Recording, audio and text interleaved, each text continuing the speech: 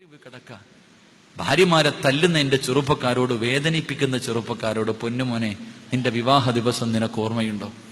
നിന്റെ വിവാഹ ദിവസം നാട്ടുകാരെ മുഴുവനും വിളിച്ചുകൂട്ടി പള്ളിയിലെ കാളിയാര് നിന്റെ പ്രിയപ്പെട്ട ഭാര്യയുടെ വാപ്പ നിന്റെ കയ്യിൽ പിടിച്ചിട്ട് പറഞ്ഞു തന്ന ഒരു രംഗം നിനക്ക് ഓർമ്മയുണ്ടോ? എന്തേ പറയണത്? പള്ളിയിലെ ഖത്തീബ് ഉസ്താദ് പിടിച്ചിട്ട് വാപ്പയുടെയും ചെറുപ്പക്കാരന്റെ വിവാഹ പയ്യന്റെയും കയ്യിൽ ഇങ്ങനെ മുറുകെ പിടിച്ചിട്ട് പറഞ്ഞു തരും, ഉസവ്വിജുക അലാ മാ അമറല്ലാഹു തആല ബിഹി മിൻ ഇംസാകിൻ ബിമഅറൂഫിൻ ഔ തസ്രീഹിൻ ബിഇഹ്സാൻ. അതിന്റെ അർത്ഥം അറിഞ്ഞിരുന്നെങ്കിൽ ഒരിക്കലും ഈ പാവപ്പെട്ടവളെ നീ തല്ലൂല. അതിന്റെ അർത്ഥം അറിഞ്ഞിരുന്നെങ്കിൽ നിന്റെ പ്രിയപ്പെട്ട ഭാര്യയുടെ മുഖത്തടിക്കാ അവളുടെ മുമ്പിൽ നിനക്കൊന്ന് കൈപൊക്കാനുള്ള ധൈര്യമുണ്ടാകില്ല. എന്തേ പറഞ്ഞു തരുന്നത്? നിന്റെ പ്രിയപ്പെട്ട ഭാര്യയുടെ വാപ്പ നിന്റെ കയ്യിൽ പിടിച്ചിട്ട് പറയുന്ന, പൊന്നുമോനെ, 18 കൊല്ലം ഈ പാവപ്പെട്ടവളെ ഞാൻ നല്ലപോലെ വളർത്തി. എന്നെ കൊണ്ട് കഴിയുന്ന രീതിയിൽ 18, 19, 20 വർഷക്കാലം പൊല്ലുപോലെ ഞാൻ ഈ പോളെ നോക്കിയടാ ചെറുപ്പക്കാരാ. പൊന്നുമോനെ, നിന്റെ കയ്യിലേക്ക് നീ തരുന്ന മഹറിന് പകരം ഞാൻ നിന്റെ കയ്യിലേക്ക് വെച്ച് തരികയാണ്. ചെറുപ്പക്കാരാ, എന്റെ പൊന്നുമോൾക്ക് എന്തെങ്കിലും തെറ്റ് വന്നു പോയാ, എന്റെ പൊന്നുമോൾക്ക് എന്തെങ്കിലും ഒരു ന്യൂനത വന്നു പോയാ, പൊന്നുമോനെ നീ ക്ഷമിക്കണേ, എന്നിട്ട് അവക്ക് നീ തിരുത്തി കൊടുക്കണേ. ഓരോ ഭാര്യയുടെ വാപ്പയും കയ്യിൽ പിടിച്ചിട്ട് തന്റെ മരുമകനോട് പറയുന്നു, മോനെ, എന്റെ പൊന്നുമോൾക്ക് എന്തെങ്കിലും തെറ്റുവന്നു പോയാ, ഇവൾ അനുസരണക്കേട് കാണിച്ച, ഇവള് കുരുത്തക്കേട് കാണിച്ച, നീ ക്ഷമിക്കണേ, ഇവൾക്ക് പറഞ്ഞു മനസ്സിലാക്കി കൊടുക്കണേ. അല്ലാതെ എന്റെ പൊന്നുമോളത്തല്ലല്ലേ. നിനക്ക് സുഖിച്ച് സുഖിച്ച് അവസാനം ഇവളെ വേണ്ടെന്ന് തോന്നുമ്പോ ഇവളെ നീ കെട്ടിത്തൂക്കല്ലേ, അടുക്കളക്കകത്തിട്ട് ചവിട്ടിത്തേക്കല്ലേ.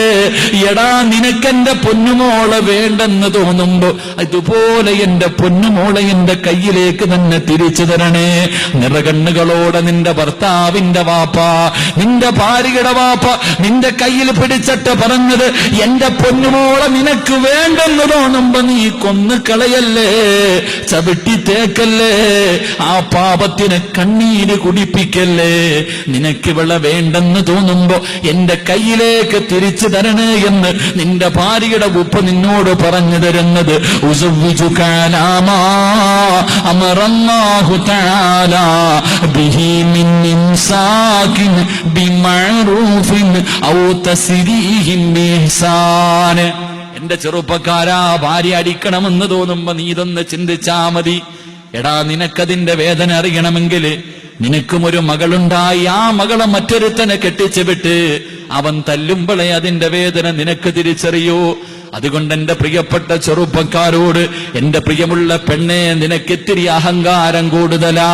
മഹാനായ റസൂലുള്ളാഹി സ്വല്ലല്ലാഹു അലൈഹി വസല്ലമ തങ്ങള്, അള്ളാഹുവിന്റെ പ്രവാചകനുണ്ടല്ലോ, തന്റെ പൊന്നുമകളോട് വിവാഹത്തിന്റെ രാത്രിയിൽ പറഞ്ഞു കൊടുത്തതാ.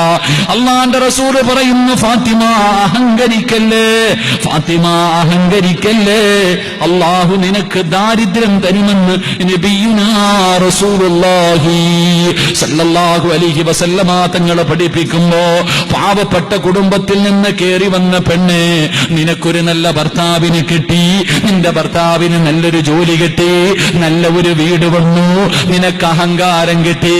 ഇന്ന് പ്രവാസികൾ മുഴുവനും വല്ലാത്ത കണ്ണീരിലാ. കാരണമെന്തേ? ഗൾഫുകാരന്റെ ഭാര്യ മണ്ണാർക്കാടിനെ വിറപ്പിച്ചുകൊണ്ട് നടക്കുകയല്ലേ. അവള് തറയിലല്ലോ. പെണ്ണെ, അള്ളാന്റെ റസൂല് പറയുന്നു, നീ അഹങ്കരിച്ച അള്ളാഹു നിനക്ക് ദാരിദ്ര്യം തരികയാ, അള്ളാഹു നിനക്ക് ദാരിദ്ര്യം തരികയാ. എന്റെ പ്രിയപ്പെട്ട പെണ്ണെ, ഭർത്താവിന്റെ അനുവാദമില്ലാതെ നിന്റെ വീടിന്റെ വെളിയിലേക്ക് ഇറങ്ങില്ലേ.